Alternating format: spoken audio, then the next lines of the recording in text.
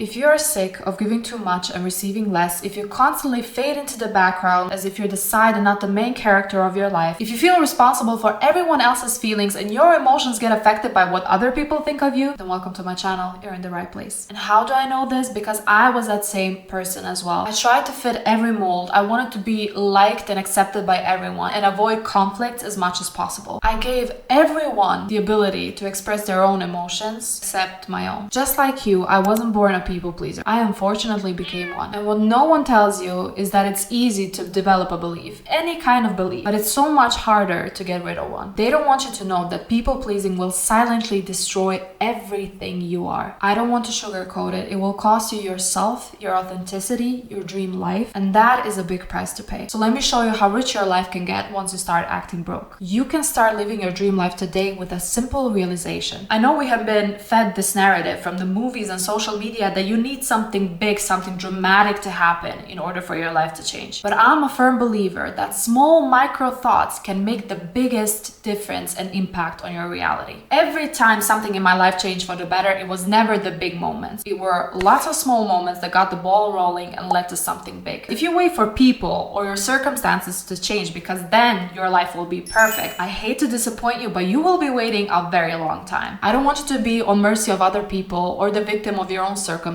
because I have been, and it sucked. But there was this micro thought that shattered my people-pleasing image, and I haven't been the same since. I'm talking about the power of reciprocity. Reciprocity in relationships refers to mutual exchange of actions, emotions, and support between individuals. That means you can apply this principle to every single interaction you have, and here is why you might want to do this. If you start treating every relationship as a mutual give and take, which it should be, you will stop having the feeling you have to sacrifice yourself all the time. Because healthy social relationships don't make you feel like you owe people pieces of yourself. In case you still might be having a hard time with this, ask yourself, why do I feel the need to put someone else's opinions above mine at all times? What makes their needs so important and mine so irrelevant? Why would I have to shrink myself in order to be liked? To answer that question for you, you won't have to, because now you see this person as equal. So be your own friend and act like you're just as important as them, because you are. You don't have to feel bad for having boundaries and for caring for yourself. Now let's say these characters represent different versions of you. This one is the performer you. She puts on a performance every day depending who she's with. She doesn't feel safe enough to be herself at all times. She says yes when she wants to say no, and people recognize she has no boundaries, so they treat her like she has no backbone or personality whatsoever. All her social relationships are one-sided relationships. She always gives pieces of herself and gets less or nothing in return. Eventually, she gets angry and frustrated with herself because she realizes she has nothing left to give. She is stuck in the people-pleasing cycle and things are just going to repeat themselves. We want to replace the performer you with the real you. The real you is authentic at all times, no matter who she's with. She speaks her mind and protects her feelings and boundaries. She honors her emotional needs and she understands that it's not selfish to do so. She knows she shouldn't feel bad for saying no when she doesn't have the capacity to say yes. And finally, she realizes that reciprocity in relationships is easily forgotten and ignored. It's even underestimated, but it has the power to change how she sees herself and people around her. After knowing all of this, it was so easy for me to evaluate my own relationships, and I had at least 5 one-sided relationships. Because I quickly realized how many friends I had that were ignoring my messages. They failed to reply for months. They never checked in on me no matter how many times I've reached out to them, but they never failed to text me and be nice as soon as they needed something from me. I have learned very quickly that it wasn't a mutual relationship, and when people don't care about you, your needs or your feelings, they are not your people. And that is exactly where you need to step in. Because if they don't care for you, you need to care for you. Because every time you ignore the disrespect and let things slide that you're not okay with,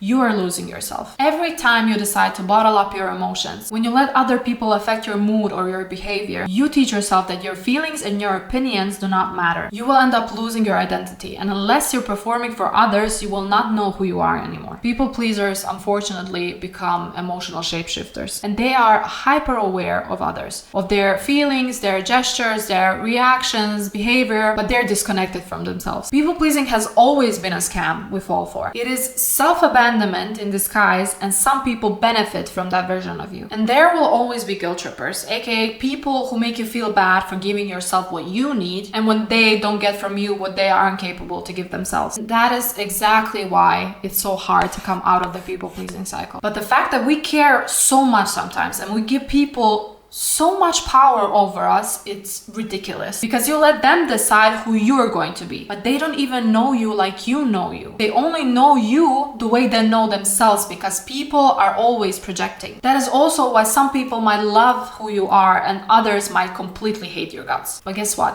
That's okay, because it's part of the game. When you start coming back home to yourself, when you reconnect with the part of yourself with who you were before people pleasing, when you start showing up as your authentic self again, when you start saying no with your chest, you're gonna have to be okay with being misunderstood, because otherwise you will never meet your true authentic self, because your whole life is built around being liked. Be okay with making other people angry for a short moment, but do not be okay with being angry with yourself all the time. Next time you catch yourself thinking you're avoiding conflict by people pleasing, remember that you have been lied to, because you are not avoiding conflict, you're just creating it within yourself. And that is the one conflict that shall matter the most. So make sure you're prioritizing every day filling your own cup to the point where you're not even running around looking who's demanding of you to fill theirs as well. You can still treat people with kindness, because kindness is cool, and we're cool on this channel, okay?